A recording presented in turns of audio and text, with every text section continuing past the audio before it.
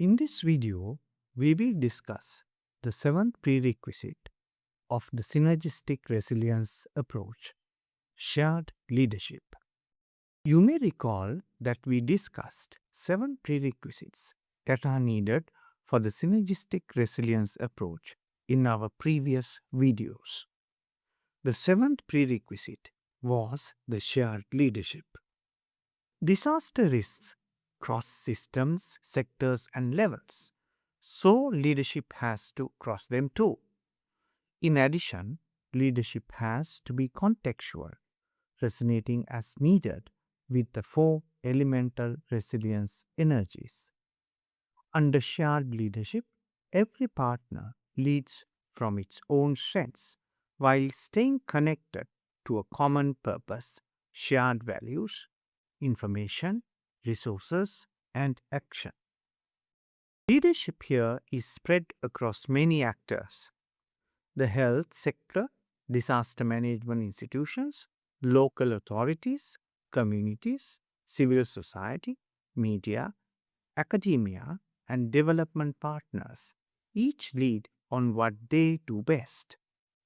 The Synergistic Resilience Approach offers 8 leadership styles that could be useful in promoting synergistic resilience. 4 of them are intended to share leadership across systems, sectors, and levels: distributed, collective, collaborative, and boundary spanning leadership approaches. 4 of them are intended to resonate with the 4 elemental resilience energies as and when the context demands: directive with air, adaptive with water, transformational with fire, and visionary with air. Distributed leadership spreads leadership across many people and roles, so the response is faster and reaches further than any single agency could. Collective leadership means partners take joint responsibility, so no one treats the risk as someone else's problem.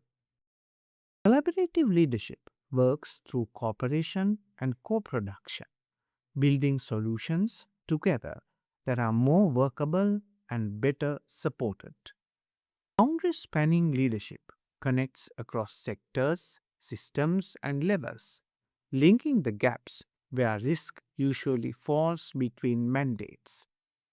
Directive leadership resonates with Earth. It gives clear direction and stability. In the acute phase of a crisis, people need unambiguous decisions and a steady point of authority. Adaptive leadership resonates with water. It adjusts quickly as conditions change, because disasters rarely follow the plan. Transformational leadership resonates with fire.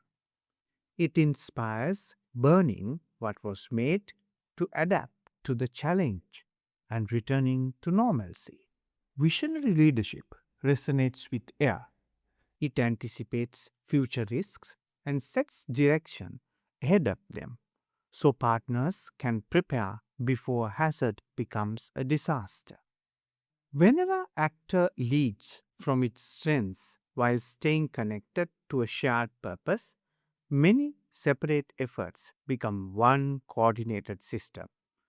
Shared leadership is what holds the other prerequisites together. The Synergistic Resilience Compass presents the shared leadership as a prerequisite for adopting a synergistic resilience approach, enabling 1 plus 1 equals 3 outcomes. In this video, we explored the shared leadership that spans across systems, sectors, and levels, as well as that resonate with elemental resilience energies, aligning with the contextual needs.